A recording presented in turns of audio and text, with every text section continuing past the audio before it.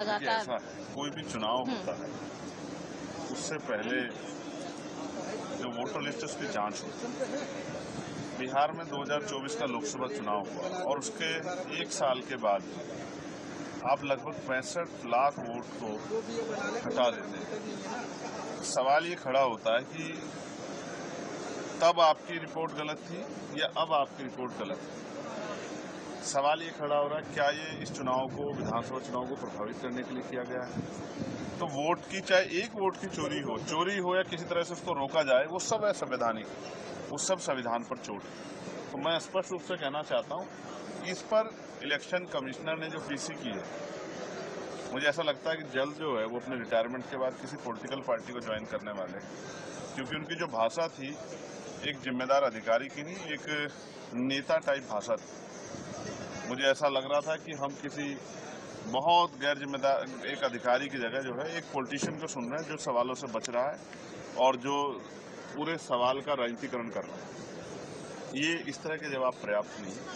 सवाल पूछा गया तो आपको जिम्मेदार से जवाब देना चाहिए, और जनता देख रही है, जनता आपको भी देख रही है, जनता विपक्ष को भी देख रही है, जनता सरकार को भी देख रही है, और जनता के मन में भय भी पैदा हो रहा है, शंका पैदा हो रही है। इसका जवाब जो है, जब सुप्रीम कोर्ट से बड़ा कौन है देश में, जब सुप्रीम कोर्ट ने आपसे 65 लाख मतदाताओं का डाटा मांगा है, जो आपने डिलीट किए हैं, जो आपने हटाए हैं, तो फिर आप जो है अब देरी क्यों कर रहे हैं, इधर की बात क्यों कर रहे हैं, क्यों पीसी कर रहे हैं? सुप्रीम कोर्ट का जो ऑर्डर है उसको फॉलो कीजिए और डेटा दीजिए, तो पता लग जाए। अगर आप सही हैं तो सब चीज़ें स्पष्ट होने दीजिए, दूध का दूध पानी का पानी हो जाए, फिर इधर उधर घुमाने की बात की जरूरत क्या पड़ती है? तो सवाल ये है कि इलेक्शन कमिश्नर कब जो है जवाब देंगे, कब डेटा देंगे, इसकी तरफ देश की नहीं। ऐसा है, कोई भी चुनाव होता है उससे पहले जो वोटर लिस्ट है उसकी जांच होती है। बिहार में 2024 का लोकसभा चुनाव हुआ और उसके एक साल के बाद आप लगभग 65 लाख वोट को हटा देते हैं। सवाल ये खड़ा होता है कि तब आपकी रिपोर्ट गलत थी या अब आपकी रिपोर्ट गलत है। सवाल ये खड़ा हो रहा है, क्या ये इस चुनाव को, विधानसभा चुनाव को प्रभावित करने के लिए किया गया है? तो वोट की, चाहे एक वोट की चोरी हो या किसी तरह से उसको रोका जाए, वो सब है संवैधानिक, वो सब संविधान पर चोट है।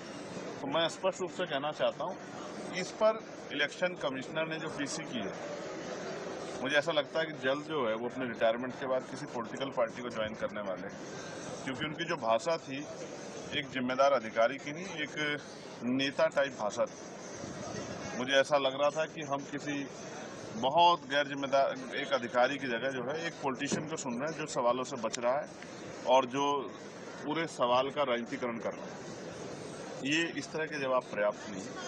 सवाल पूछा गया तो आपको जिम्मेदार से जवाब देना चाहिए, और जनता देख रही है, जनता आपको भी देख रही है, जनता विपक्ष को भी देख रही है, जनता सरकार को भी देख रही है, और जनता के मन में भय भी पैदा हो रहा है, शंका पैदा हो रही है। इसका जवाब जो है, जब सुप्रीम कोर्ट से बड़ा कौन है देश में, जब सुप्रीम कोर्ट ने आपसे 65 लाख मतदाताओं का डाटा मांगा है, जो आपने डिलीट किए हैं, जो आपने हटाए हैं, तो फिर आप जो है अब देरी क्यों कर रहे हैं, इधर उधर की बात क्यों कर रहे हैं, क्यों पीसी कर रहे हैं? सुप्रीम कोर्ट का जो ऑर्डर है उसको फॉलो कीजिए और डेटा दीजिए, तो पता लग जाए। अगर आप सही हैं तो सब चीज़ें स्पष्ट होने दीजिए, दूध का दूध पानी का पानी हो जाए, फिर इधर उधर घुमाने की बात की जरूरत क्या पड़ती है?